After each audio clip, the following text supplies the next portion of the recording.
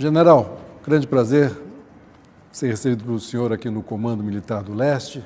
O senhor que está nessa função difícil, imagino um grande desafio para a sua carreira, ser interventor aqui nesse estado conflagrado, né, que é o Rio de Janeiro hoje. São quase 7 meses. Como é que o senhor encontrou o estado e qual foi a maior surpresa que o senhor teve? Roberto, primeiro eu queria agradecer a oportunidade, porque muitas vezes nós não temos essa chance de mostrar os dados do trabalho que está sendo feito por uma equipe fantástica que foi montada, né? Essa pergunta sua é interessante porque as pessoas às vezes não percebem como estava e como nós chegamos. Você tem que observar que o Estado, na realidade, ele tem mais de uma intervenção. Ele já tinha uma intervenção na parte de recuperação fiscal e aí veio essa intervenção parcial na parte de segurança pública, que é uma intervenção federal, não é uma intervenção, muita gente confunde, porque até eu estou fardado, né? Intervenção militar, a intervenção é federal, a parte da intervenção ela é gestão. E nós encontramos um Estado numa situação muito difícil, altos índices de criminalidade, me impressionava muito a ostensividade e a agressividade dos marginais, né? E se você não tivesse a intervenção, você tem que fazer uma linha para ver como é que nós estaríamos hoje, eu não sei. Mas e qual o maior desafio de vocês? Olha, eu tinha um certo cuidado na hora que nós começamos a intervenção de não ser visto pelos órgãos de segurança pública como interventor, mas sim como uma janela de oportunidades, né?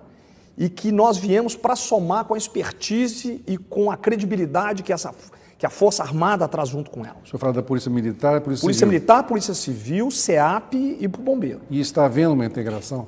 Olha, me surpreendeu essa integração. A aceitação, eu diria que ela é impressionante. Daqui uns meses, provavelmente, os senhores irão embora. Como fica o Rio de Janeiro? Nós não vamos abandonar. Existe já um plano de transição. Entreguei para o presidente o plano de transição, que já está em execução. O plano de transição, ele prevê que a 31 nós terminamos a intervenção e aí eu enxugo, como eu fiz nos Jogos Olímpicos, eu tinha uma assessoria de Jogos Olímpicos, enxuguei para poder fazer um acompanhamento do legado, naquela parte que cabia aos militares. A mesma coisa na intervenção.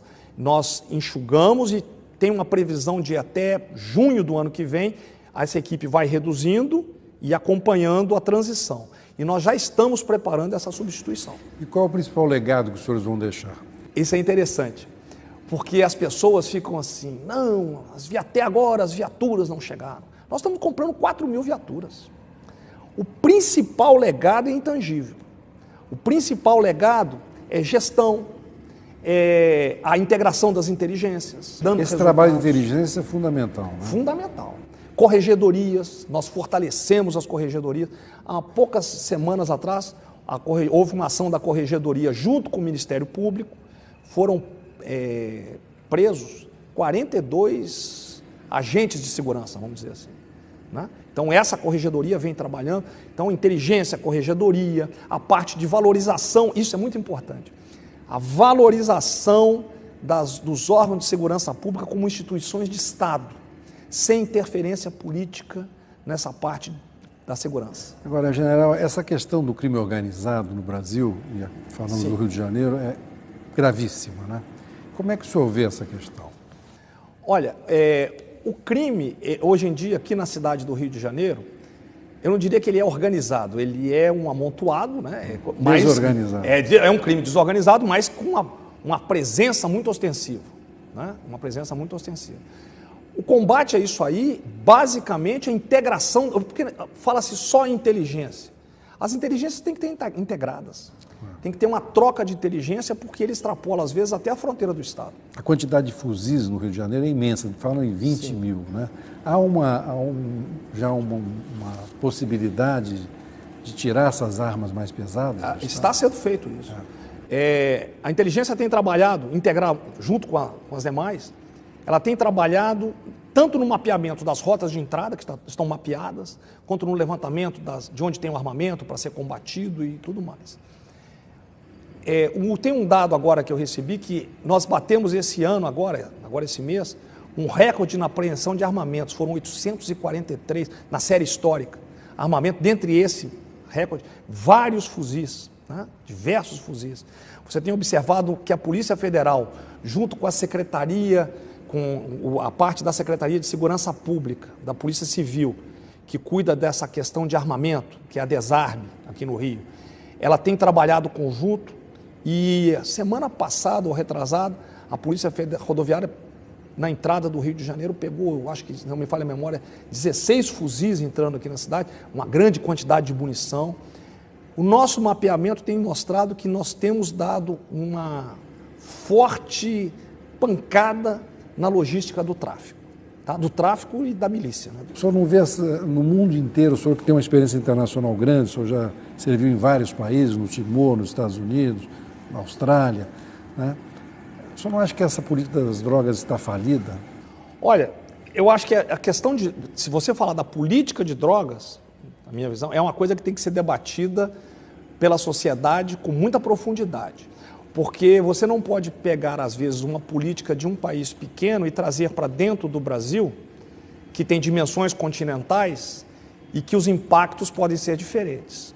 Então, eu acho que tem que ser estudado, tem que ser, para se chegar a uma solução, e o trabalho que cabe à segurança é exatamente mapear e tentar evitar a entrada dessa droga aqui no país, que extrapola as fronteiras do Estado, não é um trabalho que tem que ser feito somente pelo Estado do Rio de Janeiro. Quer dizer, essa experiência no campo lhe abre mais a cabeça nesse sentido? Abre, sim.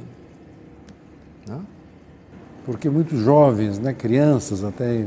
A segurança pública só não vai resolver o problema, porque um problema é muito mais amplo, é um problema social. Claro. Eu vou dar um exemplo para você. Eu gosto muito quanto a caso, né? Vou dar um exemplo. Eu fui na comunidade teve um ataque a uma unidade da polícia, não era uma UPP não, e nós entramos numa comunidade aqui no Rio de Janeiro. Quando nós entramos lá, nós tínhamos tido uma conversa com formadores de opinião, sociólogos, e que nos perguntaram como era a nossa métrica para medir o sucesso da operação. E nós fomos para o lado de armas, drogas, presos. Ele falou, não, general, eu quero saber a métrica social. E eu falei, puxa vida, nós entramos lá na comunidade, tiramos os obstáculos, vimos aquela desorganização toda. Então, na próxima operação, eu vou chamar os órgãos do Estado, do município, para entrar conosco. Então, chamei e a Conlurb foi. Em uma noite, na comunidade da Palmeirinha, nós tiramos 116 toneladas de lixo. Eu estou falando isso para você ver o seguinte, não é só a segurança pública, tem que entrar todo o resto do Estado, a segurança dá as condições do Estado trabalhar, mas o resto tem que entrar. E o que eu não vejo acontecer. Serviços sociais. Serviços sociais, luz, água, retirada de lixo, médico. Tem comunidade que nós entramos que tem o posto médico, tem tudo e não tem o médico. Agora, general, praticamente nós estamos em guerra, né, pelo número de homicídios no Brasil, né, um dos maiores do mundo. Né? O senhor que está dentro desse trabalho, né, como o senhor acha que nós vamos sair disso? Eu vou me permitir discordar do senhor. Eu vi guerra, tá? Eu estive em área de combate. No Timor? No Timor. A guerra é muito pior, né? Guerra é eu entrar numa praça e ter 300 pessoas mortas. O Rio vive uma situação de violência, em grande parte pelaquela postura irracional desses bandidos que perderam a noção perderam o controle. Né? Então existe uma postura irracional dessa bandidagem que gera uma violência muito grande. Isso eu concordo com o senhor. Aqui o número de homicídios no Brasil é isso, né? Quase número de guerra, nesse sentido que eu falei. Né? São 60 mil por ano. Né? Eu não vou falar de Brasil, eu vou falar o que eu vi no Rio. Sim. Os índices, se você olhar os índices agora, tá?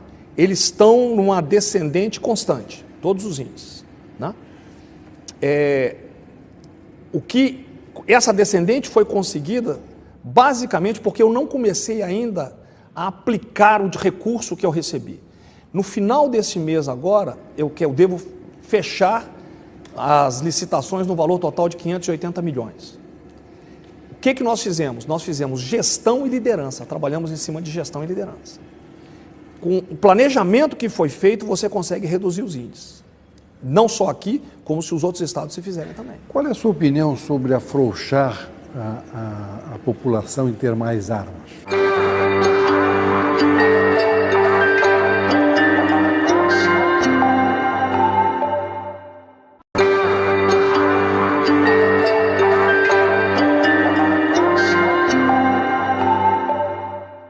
Qual é a sua opinião sobre afrouxar a população em ter mais armas? Olha, eu vou me permitir não dar opinião minha, como interventor, mas eu acho que é um assunto que tem que ser, é polêmico e tem que ser muito debatido pela sociedade. Tá? O cidadão comum ter o direito de defender a sua casa é diferente dele portar arma na rua. Isso tem que ser debatido. É complexo isso. É complexo, eu acho complexo. Como baixar a maioridade penal, por exemplo? Também é complexo. Nós mesmos encontramos, às vezes, na comunidade, bota-se como menor, mas ele é maior do que eu, tem 18 anos, às vezes por causa de um mês. Isso é coisas que devem ser estudadas, mas não compete à intervenção. Agora, lhe preocupa o Exército estar nessa função que não é do Exército? Olha, o Exército estar na função não me preocupa. Me preocupa a continuidade de uma maneira, vamos dizer, de uma maneira constante. Tá? Porque quando o Exército vem, empresta, não é só o Exército, é toda a Força Armada, claro. Porque eu estou com o comando conjunto ativado aqui. Certo. Então eu tenho Exército, Marinha e Aeronáutica comigo. As Forças Armadas. Eu venho e empresto toda a minha credibilidade, toda a minha expertise em planejamento e gestão, particularmente em gestão nesse caso aqui, que é muito forte. Agora, eu não posso ficar tutelando o Estado, quando eu falo o Estado, é os estados, sim, permanentemente. Isso eu não posso fazer. Aí os governantes têm que tomar as providências necessárias. Até porque há outras cidades, principalmente no Nordeste, que têm violência até maior do que o Rio. Sim. Quer dizer, não existe exército para tudo isso. General, outra questão grave no Brasil são as nossas prisões, né? Sim. Como é que o senhor vê essa questão das prisões? Que é uma escola de crime ali, né? Olha, se você olhar, a maior parte dos meus atos, todos, a maior parte deles foi em cima do sistema penitenciário, que era uma coisa que eu não conhecia muito bem quando eu cheguei. Hoje eu já tenho um melhor conhecimento, mas ainda estou... Você veja, quando eu cheguei, o Rio de Janeiro ele tem aproximadamente 52 mil presos e 21 mil vagas. Eu consigo construir 40 presídios em 10 meses? Não consigo resolver. Então tem que ser com gestão e, na minha visão, tem que ter um trabalho em cima particularmente daquele menor em conflito com a lei, né? Porque senão ele vai ingressar no crime também. Agora, o contrabando de armas é uma grande questão também, sim, né? E está fora das nossas fronteiras, quer dizer, essa é uma fronteira nacional, né? O Exército tem essa... Tanto arma como droga extrapola as fronteiras do estado do Rio de Janeiro. Então, o Exército tem na fronteira, né, juntamente com outras forças, a defesa tem, o CISFRON, está montando o CISFRON. O principal é nós termos uma integração das inteligências, integração de inteligência é uma coisa complicada, para que você possa mapear a entrada dessa... Nós temos mapeado já por onde ela entra, mas você tem que saber o momento, tem que saber como está, para que possa se impedir essa chegada aqui nos estados de uma maneira geral, tanto aqui como em São Paulo, como para o Nordeste, etc. Mas como é que o senhor acha que nós vamos virar esse jogo? Só investindo em inteligência e em gestão, e nas corregedorias. É o que eu tenho feito. E na questão social, no Estado? Não, a questão social, se o Estado não investir no social, se aquela população da comunidade, que na sua grande maioria são pessoas trabalhadoras, é uma minoria irracional e violenta que domina pelo medo aquela população. Se ela não tiver uma perspectiva, muitas vezes ela não tem uma perspectiva, né? Se ela não tiver uma perspectiva de oportunidade, o caminho dela é seguir para o tráfico ou para a violência, né? Porque não é só o tráfico, você tem também a extorsão, você tem a venda de segurança, você tem o transporte alternativo, você tem toda aquela questão que você... E as milícias que se formaram para combater esse tipo de coisa? Né? Essa é uma visão romântica, né? No passado, o miliciano, na nossa visão aqui, da segurança pública hoje, todos são marginais do mesmo pacote. Bandidos. Né? E uma coisa interessante é que o que a milícia fazia, o tráfico está fazendo, e o que o tráfico fazia, a milícia hoje está fazendo. Então, eles são marginais, da nossa visão, todos iguais. O problema é que a milícia está mais incrustada nas camadas, digamos... Olha, nós temos um mapeamento, você tem tanto milícia como o próprio tráfico com pessoas envolvidas na sociedade. Né? Tem os dois. Milícia talvez tenha um pouco mais, mas porque começou primeiro. Mas é um cuidado que se tem que ter, e aí eu chamo a atenção na questão da votação desse ano. Tomar cuidado na votação, porque esse voto vai repercutir nessas pessoas de má índole que podem vir para as assembleias e tudo mais. O senhor falou em votação. Algum candidato a presidente mostrou algum plano de segurança que o senhor acha que seja condizente? Olha, não cabe a mim analisar plano dos candidatos à presidência. Né? Eu tenho recebido aqui os candidatos ao governo do Estado, que vêm, eu apresento o meu planejamento e digo para eles o seguinte, mas apresento de uma maneira bem sucinta. E digo para eles, olha, uma vez definido o pleito aqui no Estado, eu vou ao candidato e vou passar para ele todo o planejamento. Vai caber ao candidato manter... Aí já governador. Né? Já ao governador. A minha maior preocupação é a colocação dessas instituições como estruturas de Estado. Porque senão começa novamente aquela situação anterior de que determinada pessoa pede determinado comandante para ir para aquela área e aí vira um balcão de negócio. E segurança pública não pode ser assim porque os policiais estão armados. Né? O senhor acha que até 31 de dezembro vamos descobrir quem matou a Marielle? Olha, o caso Marielle, ele não é da intervenção, ele é da homicídios da Polícia Civil junto com o Ministério Público, o GAECO está trabalhando neles. São pessoas altamente capacitadas, têm me mostrado grandes avanços de um caso Marielle, e a intenção nossa e deles, tá, é que se resolva o caso o mais rápido possível, se possível, dentro da intervenção. Eu não posso prometer, porque toda vez que se começa a especular sobre o caso Marielle, você vê que nós praticamente não falamos, porque nós procuramos manter o sigilo para não atrapalhar a investigação. Eu tenho dito que investigação policial, isso eu aprendi com eles, não é novela que cada dia eu tenho que apresentar um capítulo. Claro. Eu preciso ter um tempo, porque eu posso até saber quem são os principais suspeitos, mas eu não posso sair falando porque eu preciso provar. Se eu me antecipar, eu posso prejudicar toda a investigação, que é às vezes o que tem acontecido.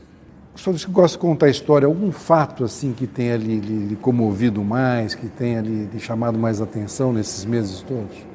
Olha, as coisas que me impressionam, quando eu entro dentro de uma comunidade, eu tenho até uma foto, se você quiser ver, é exatamente às vezes o abandono do poder público da comunidade. E o fato que me marca é quando eu perco alguém, seja ele policial militar, ou, como no caso, eu já perdi 4 militares meus. Então, isso sempre marca a gente. Né? E você vê como é que o nosso pessoal está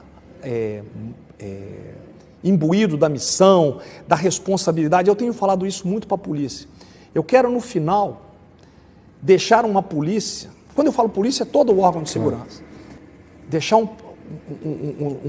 deixar profissionais que sejam respeitados como autoridades, porque hoje em dia no país a palavra autoridade virou sinônimo de autoritarismo. Então sejam respeitados como autoridade, mas que também respeitem aquela população que ele está atendendo. Essa é a grande questão, né? Difícil nessas comunidades saber quem é o bandido às vezes e quem é uma pessoa que está... Né? Vou te dar um exemplo real agora. Eu tive um oficial meu ferido no pescoço há poucas semanas atrás. Quando ele tomou o tiro, foram 2 tiros, um pegou no oficial e um pegou no colete da placa balística do tenente, pegou nas costas. O outro entrou entre o colete e o capacete, pegou no pescoço, acertou a medula, deu um problema danado. Quando houve o tiro, nós identificamos o atirador e o atirador estava dentro de um CIEP. O CIEP estava vazio. O nosso pessoal não atirou por ser uma escola. Então, isso é regra de engajamento, né? E mostra a conscientização do nosso pessoal com aquela população que está ali. Então, nós nos preocupamos muito com isso. Tá? Qual a sua maior frustração saindo daqui? Olha, eu não tenho frustração, não. Tá? Eu tenho um sentimento de dever cumprido e eu tenho uma alegria. A alegria aquela preocupação que eu tinha de ser visto como um ente que vem intervir, que vem... não foi compreendida e hoje eles nos veem como parceiros e eles vão sentir falta. O senhor fala da população... Tanto da segurança pública como da população. Posso contar um outro caso? Eu gosto muito de contar casos. Eu estava aqui no CML, no Comando Militar do Leste. O militar adora a sigla, né? Eu estava no Comando Militar e vieram alguns empresários conversar comigo. Eu só não vou falar o bairro, tá? Vieram conversar comigo. Porque eu tenho batido muito na postura do policial militar, porque o policial militar que é a primeira interface entre a população e as instituições. E aí vieram falar comigo, general, nós queríamos fazer uma reclamação com o senhor. Aí eu botei a mão assim, falei, meu Deus do céu, o que será que aconteceu? Não, general, nós viemos reclamar, é o seguinte, os policiais não estão respondendo bom dia. Eu falei, que nós passamos, eu tenho falado com o comandante da PM, da postura do policial que ficavam dentro do carro, e eles passaram a ter uma postura de maior atenção. E eles não estão respondendo bom dia. Eu falei, poxa, antigamente nem cumprimentavam o policial. E hoje a população está cumprimentando o policial. Então você vê, isso não é geral, mas é um processo que está iniciando. E eu espero que continue. Claro. Para terminar, general, democracia até o fim. Não tenho dúvida. A Força Armada, ela cumpre a Constituição, né? Nós somos guardiães da Constituição, né? E dos poderes constituídos, conforme está na Constituição, né? Tudo nosso é dentro da legalidade. Se você... outra coisa que eu tenho dito é o seguinte, nós devemos ser muito perigosos, né?